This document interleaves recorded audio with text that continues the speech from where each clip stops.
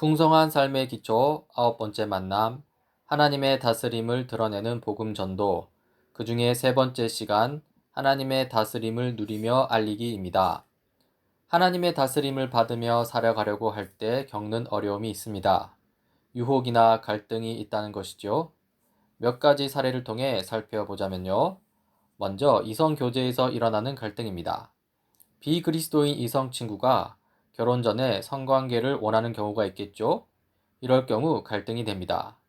하나님을 믿지 않는 것만 빼면 참 매력적인 그 사람, 사랑하는 사람을 잃어버리고 싶지 않습니다. 그래서 하나님의 다스림보다는 세상 사람들이 살아가는 방식을 따라갑니다. 그 결과 마음속 깊이 상처를 받거나 또는 이런 일이 반복되면서 성에 대한 생각 자체가 바뀌기까지 합니다. 이렇듯 성관계를 가볍게 여기는 세상 풍조에서 하나님의 다스림을 받아 하나님 나라의 가치관으로 산다는 것은 세상과 적잖은 마찰을 예고합니다. 두 번째로 돈을 어떻게 사용할 것인가와 관련된 갈등입니다. 하나님의 다스림을 알게 되면 이런 마음이 생깁니다. 이 돈을 나 혼자만 쓸 수는 없다. 나보다 더 힘들게 살아가는 사람들도 있는데 내가 좀 더 절약하고 검소하게 살아서 다른 사람과 나눠야지.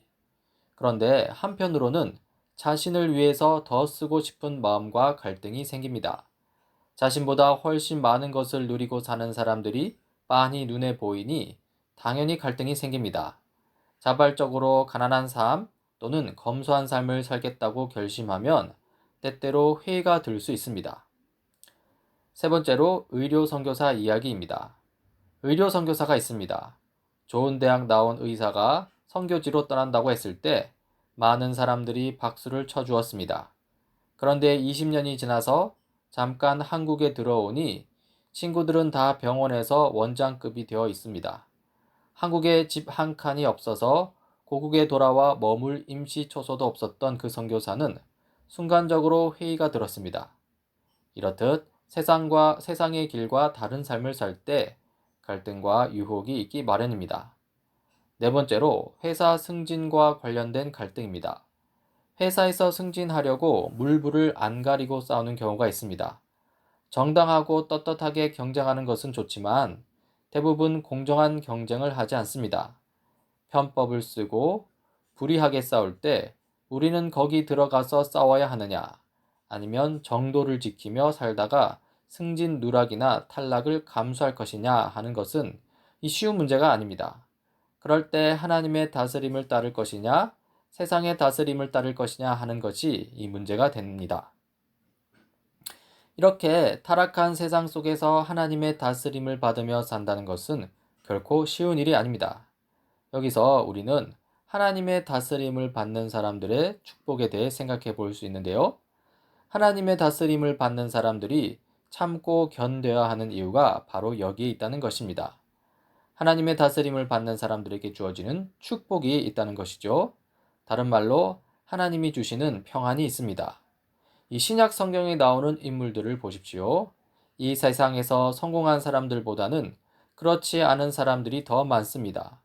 주님의 길을 따르느라 세상적인 성공을 얻지 못할 수도 있습니다.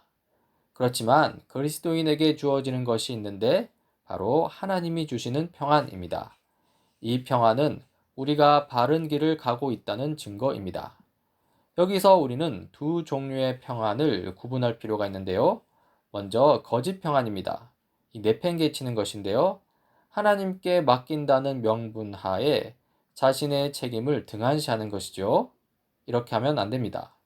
다음으로 참된 평안입니다. 내려놓는 것이라고 표현할 수 있는데요.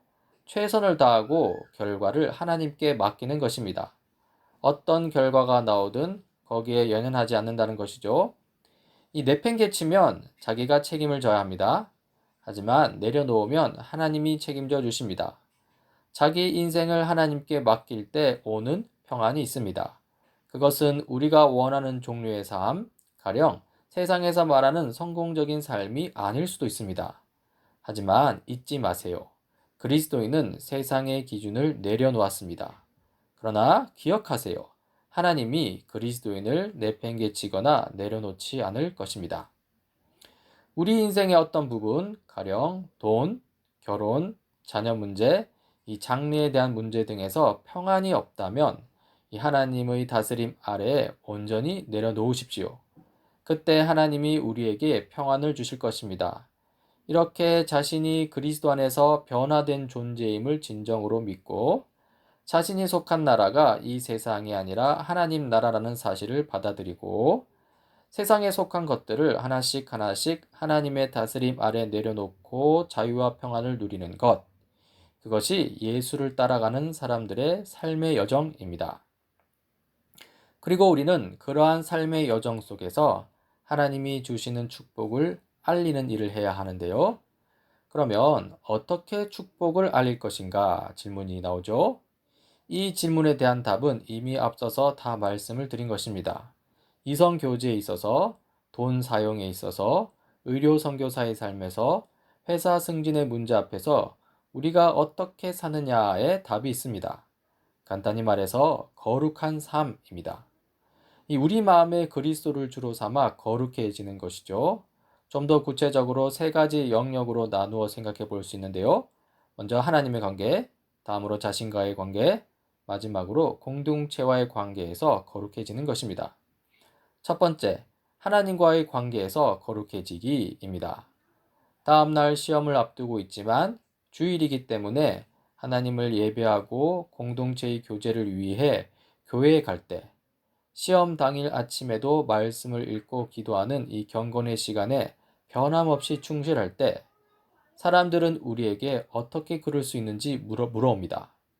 일요일에는 하나님을 예배해야 하기 때문에 주말 여행을 자제하거나 예배 때문에 일요일에 있는 태권도 승급 심사에 가지 않는다고 말하는 것은 사소한 일 같지만 우리는 이러한 행동으로 하나님과의 관계가 그만큼 소중함을 드러냅니다. 그리고 이것이 바로 거룩한 삶이죠. 두 번째, 자기 자신과의 관계에서 거룩해지기입니다. 우리가 하나님을 믿고 거룩해지면 자신을 대하는 태도가 달라집니다. 약점을 부끄러워하지 않고 과거에 있었던 불행한 일들도 억지로 숨기려 하지 않습니다. 자신의 부족한 부분도 기꺼이 받아들입니다. 그렇다고 스스로를 부정적으로만 보지도 않습니다. 하나님께 사랑받고 있는 존재임을 압니다. 하나님께서 부여하신 이 자신의 존재 가치를 압니다. 즉, 이 모든 것을 종합하자면 이 자기 자신을 있는 그대로 받아들입니다. 이런 그리스도인에게는 여유가 있습니다. 전전긍긍하지 않습니다. 타인의 평가에 따라 자신의 기분이 좌지우지되지 않습니다. 이것이 바로 거룩한 삶이지요. 세 번째로 공동체와의 관계에서 거룩해지기입니다. 희생하는 사랑, 즉 상대방을 위해 대가를 지불하는 사랑, 진실한 사랑, 즉 자기 이익을 위한 숨은 동기가 없는 사랑, 구체적인 사랑, 즉 말로만 때우지 않고 행동으로 행하는 사랑, 그리고 중심이 있는 사랑, 즉 하나님께 순종하는 데서 오는 사랑을 연습하며 배워가기 시작합니다. 그러면서 공동체가 변화하기 시작합니다. 이것이 바로 거룩한 삶이죠. 이러한 거룩한 삶은 결국 소망을 흘리는 삶이기도 합니다. 베드로전서 3장 15절입니다. 다만 여러분의 마음속에 그리스도를 주님으로 모시고 거룩하게 대하십시오. 여러분이 가진 소망을 설명하여 주기를 바라는 사람에게는 언제나 답변할 수 있게 준비해 두십시오. 이 성경 구절에 보면 이 거룩이라는 단어와 소망이라는 단어가 나오는데요. 이 거룩해지는 것이 곧 소망을 설명하기 위한 삶의 첫걸음이라는 것을 볼 수 있습니다. 거룩한 삶을 보고 어떻게 그런 삶을 살 수 있는지 묻기 마련이죠. 거룩한 삶을 보고 진정으로 원하는 것이 무엇인지 묻기 마련입니다. 여기서 우리는 진정으로 원하는 것, 곧 소망이 핵심이라는 것을 알 수 있습니다. 소망이 있기 때문에 거룩한 삶을 살 수 있는 것이죠. 소망이 있기 때문에 세상에서의 유혹과 갈등을 극복할 수 있다는 것입니다. 이렇듯 소망이 바로 하나님이 주시는 평안의 근원입니다. 자, 그러면 질문이 나오죠.